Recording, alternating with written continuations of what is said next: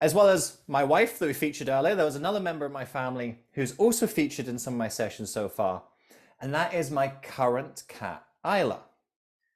This is not my current cat, Isla. This is my first cat, Pippin. So Pippin was a cat that I got with my housemates, my flatmates at university. We were four young men living in an apartment, and we thought, why don't we add another young man into the apartment? And so we got Pippin. Now, Pippin is a case study in why we need a maternal influence. Because four men raising this cat gave him some issues. And one of my flatmates called Owen, his girlfriend would come around a lot, and she would say, you guys, you wind up the cat too much, you tease the cat too much, you're unkind and you're unfair to the cat.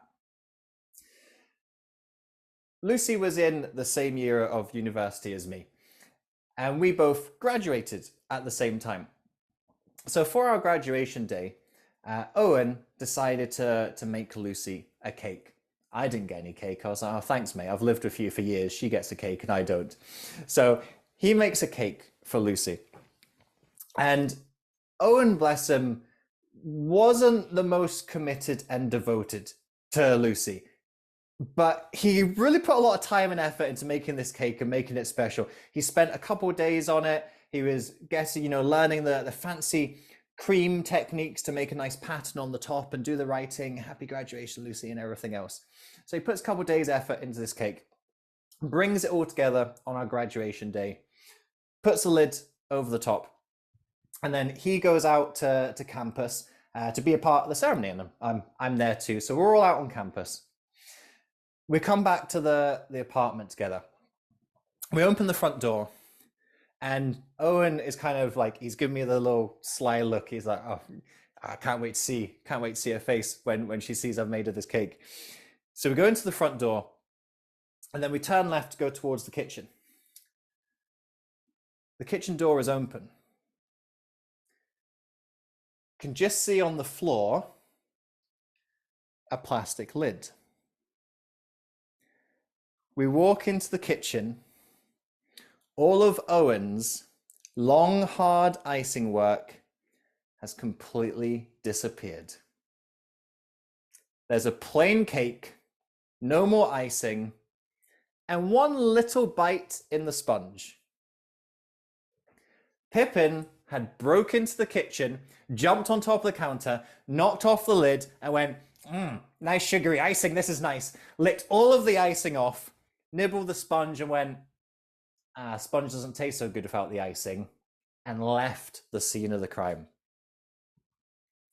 Owen, bless him, actually saw the funny side of this. He started laughing.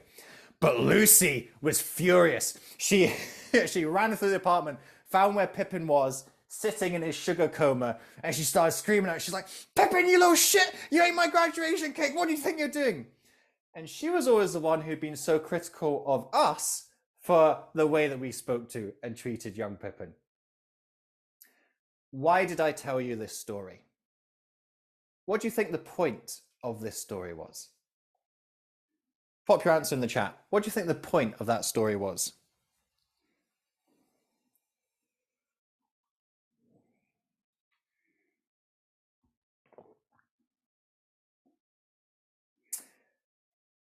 Let's see, we've got walk the walk, persuasion, perspective. She was persuaded by your behavior to draw us in and share a lesson. Don't leave your cake on the counter. Any more ideas what the point or message of that story was? Cats always win. Yes, they do.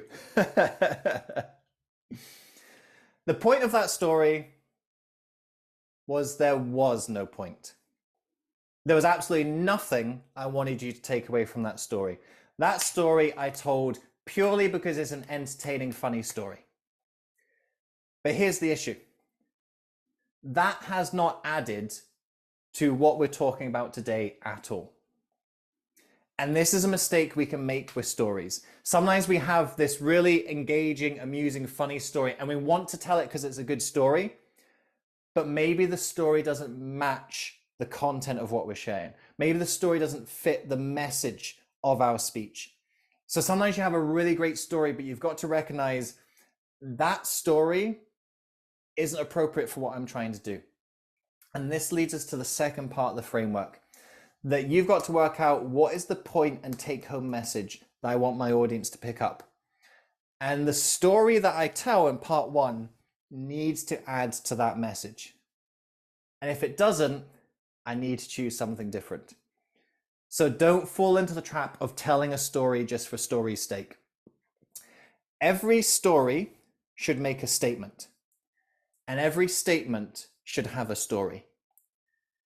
So whenever you want to share a message, you've got to think, okay, what's a story that brings this to life? And whenever you tell a story, you've got to think, what's the message the audience takes home from this? And if those two things don't align, then the speech doesn't work. So as much as I could see you laughing and enjoying the tale of Pippin, I've actually just wasted a few minutes of your time because there's nothing that you're going to learn or take from that story that's related to structure of public speaking. Now, maybe there are other things you take and learn from it.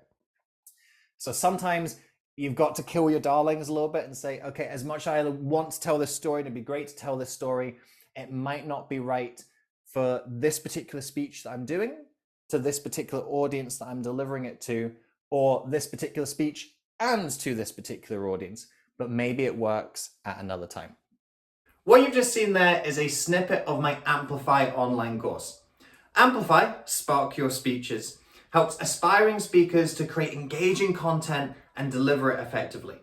It's a step-by-step program that guides you through your speaking journey at your own pace. It's a series of live workshop recordings. So you get to have the interactive experience of being in that live setting, but you get to do it on your own time. No worrying about time zones, schedules, all of that kind of fluff. There's lots of additional learning resources in the course that complement and add to the workshops that you go through.